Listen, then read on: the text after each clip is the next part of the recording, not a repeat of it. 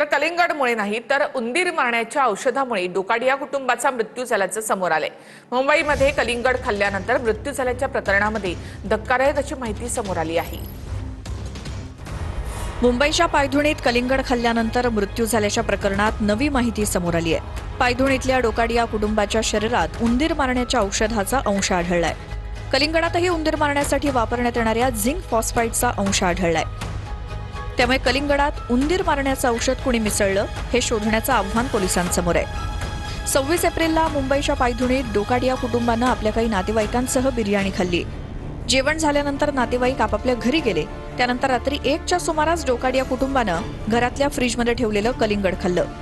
पहाटे 5च्या सुमारास कुटुंबाला उलट्या आणि जुलाब सुरू झाले। रुग्णालयात कुटुंबातल्या 4ही जणांचा मृत्यू झाला।